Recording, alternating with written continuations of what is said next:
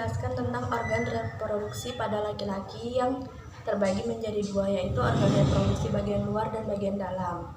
Saya akan menjelaskan bagian luarnya, yaitu skrotum dan penis.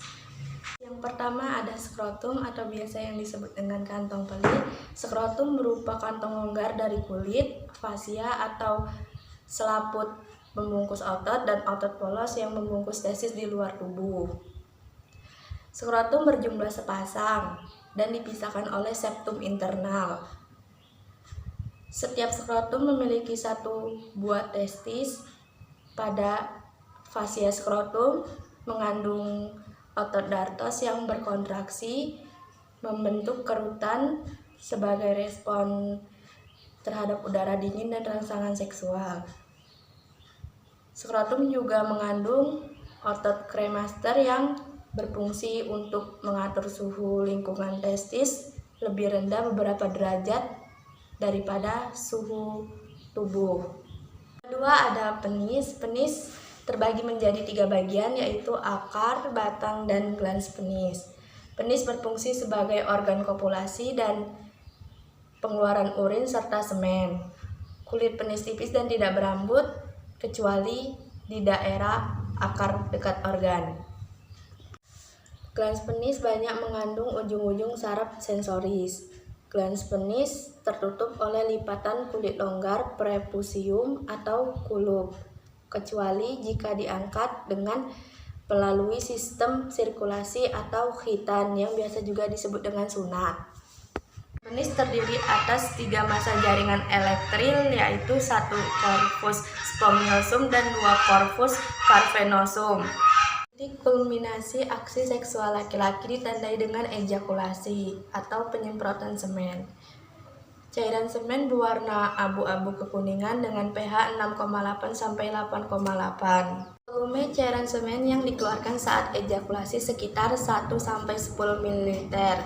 Rata-rata 3 ml. Mengandung 90% air dan 50 sampai 120 juta sperma per mililiter. Sperma sekitar 5% dari total volume cairan semen. Setelah ejakulasi, sperma mampu bertahan hidup sekitar 24 sampai 72 jam di dalam saluran reproduksi wanita. Di bagian dalam terdapat beberapa macam. Yang pertama ialah testis. Testis adalah sepasang organ lunak yang berbentuk oval dengan panjang 4-5 cm dan diameter 2,5 cm. Testis berfungsi untuk menghasilkan sperma dan testosteron. Setiap testis dilapisi oleh tunika albuginea. Di dalam lobulus terdapat tubulus seminiferus di mana tempat terjadinya spermatogenesis. Di dalam tubulus seminiferus dilapisi oleh epitelium germinal yang mengandung sel-sel batang atau spermatogonium. Sel-sel Sertoli yang berfungsi memberi nutrisi bagi spermatozoid yang sedang berkembang. Sel-sel interstial atau Leydig yang berfungsi untuk menyekresikan hormon androgen. Selanjutnya ialah saluran reproduksi yang terdiri dari beberapa macam. Yang pertama ialah epididymis. Epididymis adalah saluran yang berliku-liku dengan panjang 4-6 meter yang terletak di sepanjang sisi belakang testis, serta berfungsi tempat penyimpanan sperma atau 6 minggu hingga menjadi dewasa, motil, dan fertil. Yang kedua yaitu adalah saluran vas deferens, yaitu saluran kelanjutan dari epididymis yang meninggalkan skrotum hingga mencapai rongga perut melalui kanalis inguinalis menuju kantong semen atau vascula seminalis. Yang ketiga yaitu adalah saluran ejakulasi atau ductus ejaculatorius, yaitu berupa saluran pendek yang ukurannya 2 cm yang menerima sperma dari vas deferens dan menyekresikan vaskulasi seminalis. Yang keempat yaitu adalah uretra. Uretra adalah saluran kelamin dari kantong semen dan saluran pembuangan urin dari kandung kemih menuju ujung penis. Selanjutnya, kelenjar aksesori yang terdiri dari vaskula seminalis yang berfungsi menghasilkan cairan yang bersifat basah. Selanjutnya, kelenjar prostat yang berfungsi menghasilkan cairan keputih-putihan dan sedikit asam dengan pH 6,5.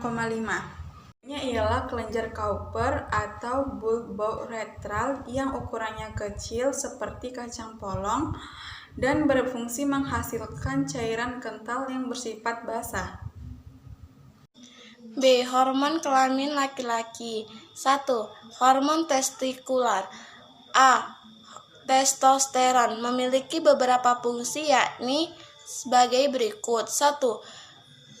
Pada saat saluran janin kelamin internal dan genital luar dan menstimulasi penurunan.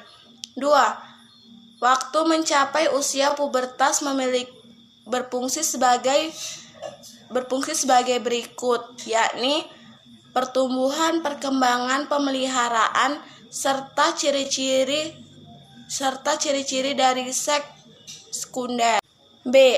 Androstenedion sebagai prekursor untuk hormon estrogen pada laki-laki. C. Dihidrotestosteron atau DHT untuk pertumbuhan prenatal dan diferensial genitalia laki-laki. D. Inhibin dan protein pengikat androgen dihasilkan oleh sel-sel Sertoli. 2. Hormon hipofisis. A. FSH atau follicle stimulating hormone, sel tubulus yang berperan dalam spermatogenesis. B. LH atau luteinizing hormone yang berfungsi merangsang sel-sel interstisial di dalam testis. 3. Hormon hipotalamus berfungsi merangsang kelenjar hipofisis mengeluarkan LH dan FSH serta mengatur mekanisme umpan balik negatif.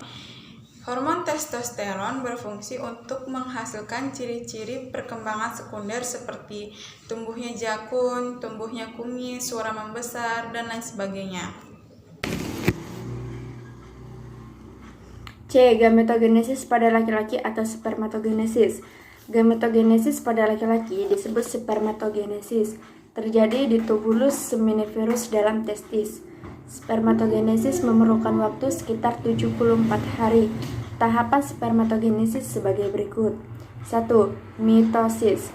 Spermatogenium berkromosom diploid 2N yang terletak berdekatan dengan membran balasis tubulus seminiferus berproliferasi melalui pembelahan secara mitosis dan berdiferensiasi menjadi spermatosit primer 2N. 2. Meiosis.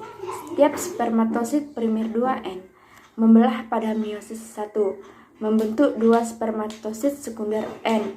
2 spermatosit sekunder N membelah pada meiosis 2 menjadi 4 spermatid N. Spermiogenesis.